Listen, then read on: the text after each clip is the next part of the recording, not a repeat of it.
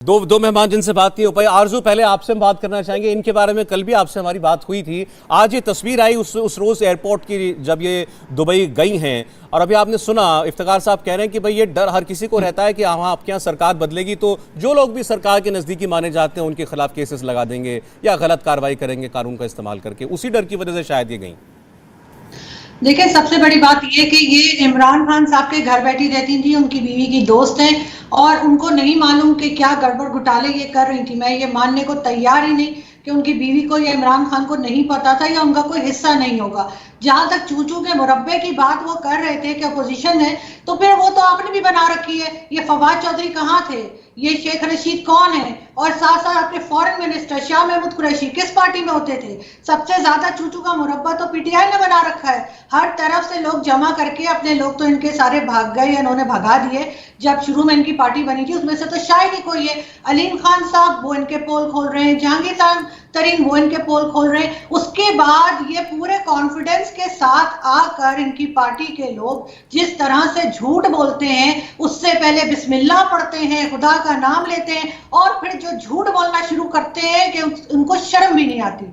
जिस तरह से इमरान खान को नहीं पता कि उनके घर में बैठ के करप्शन हो रही थी, करोड़ों रुपया लिया जा रहा था, उनसे आप ये उम्मीद लगाते हैं कि उनको ये पता है कि उनके मुल्क में क्या हो रहा है और कौन से लीडर ने करप्शन की है और कौन से लीडर ने नहीं की, उनके ऊपर वो इल्जामात लगाते हैं। अभी तो जब ये हटेंगे तो फॉरेन फंडिंग केस भी खुलेगा इनका, इनकी कई चीजें और निकल कर सामने आएंगे। अलीम खान साहब ने भी कहा है कि वो और बातें बताएंगे और इनकी लोगों के, इनकी अपनी पार्टी के लोग निकल के जब बताएंगे तब इन्हें मालूम होगा कि क्या क्या हो रहा है, क्या क्या करप्शन है।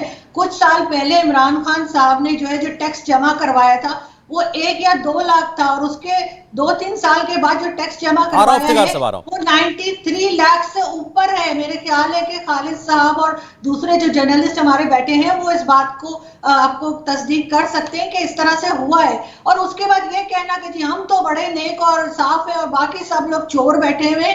सबसे ज्यादा चोरी जो है इमरान खान की गवर्नमेंट में हुई है, सबसे ज्यादा करप्शन पिछले 30 साल में इमरान खान की गवर्नमेंट में हुई है। ये रिकॉर्ड पे मौजूद है, मैं अपनी तरफ से नहीं कह रही। ठीक, खालिद साहब अगर जुड़े हैं तो मुझे बताएं, कमेंट उनका ले।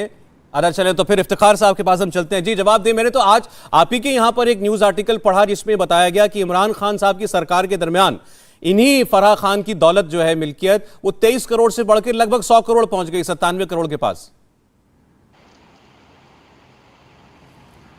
आशा जी, मैं थोड़ा सा बड़ा लिहाज रखने वाला आदमी हूँ बहुत सारी चीज़ों में, लेकिन अफसोस की बात है कि इंडियन चैनल पे बैठ के मुझे आरजू काज़मी ने झूठा भी कहा और बेशर्म का लफ्ज़ भी इस्तेमाल किया।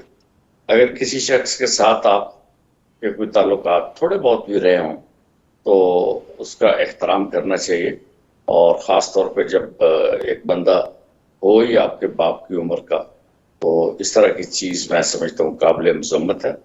और अगर मैंने इनके जो मेरे दरमियान नाराज़गी की बुनियादी वजह अगर मैंने बता दी आपको, तो फिर ये किसी को मुंह दिखाने के काबिल नहीं रहे। अगर ये मुझे इजाज़त दें तो मैं बात करूँ, लेकिन वो ठीक नहीं है। ठीक है, इजाज़त है मुझे? आरजू काज़मी मुझे इजाजत देंगी कि मैं वो बात करूं कि आप मेरे खिलाफ? बोलिए, आप मजीद झूठ क्या बोलना चाह रहे हैं बोलिए, लेकिन कम से कम अपनी पार्टी में देख लीजिए कि कहां से किस किस को पकड़ के लाए हैं आप। उसके बाद आप कहते हैं कि जी जर्नलिस्ट झूठ बोल रहे हैं। आपके फवाद चौधरी जो है वो मतीउल्लाह जान साहब के साथ बदतमीजी करते हैं, उनको कहते हैं ये तो यूट्यूबर हैं और क्या है। ठीक है, तो आप यहाँ पर अगर आप पैसे मांगे, डिफेंड करने बैठे हैं तो यहाँ पे झूठ मत बोलिए। आपने मुझसे पैसे मांगे, आपने मुझसे पैसे मांगे थे, मैंने शर्म आनी चाहिए। मैंने आपसे कभी पैसे नहीं मांगे। आप कितनी औकात कुरान की कसम लगा के आप शर्म कीजिए। मैं कुरान की कसम लगा के कह सकता हूँ, शर्म आप बकवास करती हो। इसी तरह के लोग जो बैठ के झूठ बोलते हैं, खुदा का नाम लेते हैं, बिस्मिल्लाह पढ़ते हैं और उसके बाद झूठी बातें करते हैं। आपको शर्म आनी चाहिए। आप जो कुछ बोल रहे हैं, सबसे बड़े झूठे आप हैं, इसीलिए पीटीआई का हाल है। जिस तरह के लोग पीटीआई में है, यही हाल किया पीटीआई के लोगों ने। आपके मैसेजेस पढ़े मेरे पास, आप मुझे बनते कर रहे थे कि मैं अपने चैनल पे आपको बुला लूं। मेरे सारे मैसेजेस आपके पड़े बैठती हुए थी, हैं जिसमें वो मुझे हाथ जोड़े कि मैं आपको बुला लूं अपने चैनल पे, और मैंने आपको क्योंकि आप इस काबिल नहीं है सेंटर करती हो तो मत बात। जब तुमने मुझसे 60,000 रुपए मांगा का मैं नहीं दे सकता पैसा, मेरे पास नहीं, तो आप बकवास करती हो।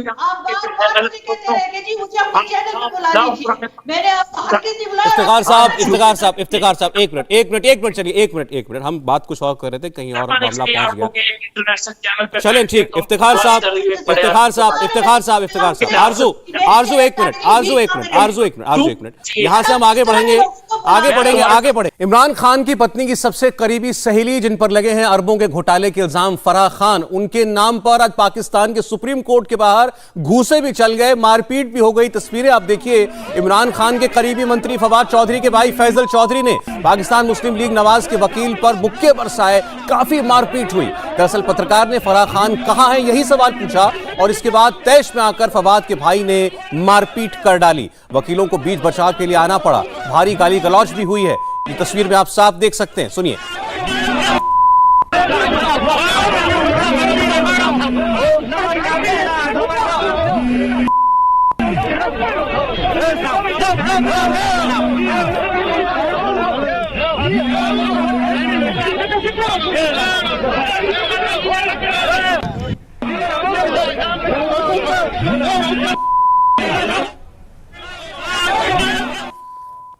इमरान खान के भविष्य पर थोड़ी देर में आएगा फैसला और पाकिस्तान के सुप्रीम कोर्ट के चीफ जस्टिस ने बहुत बड़ी बात कही। पाकिस्तान के चीफ जस्टिस ने कहा कि देश को एक नया नेतृत्व चाहिए, देश नेतृत्व के लिए छटपटा रहा है। सुप्रीम कोर्ट के कैंपस में नेता भीड़ ना लगाएं, मारपीट ना करें। आप सोचिए, चीफ जस्टिस को यह कहना पड़ रहा है कि पूरे देश को इस वक्त लीडरशिप की जरूरत है, देश लीडरशिप के लिए छटपटा रहा है और इस बीच सुप्रीम कोर्ट के बाहर ही मारपीट हो रही है।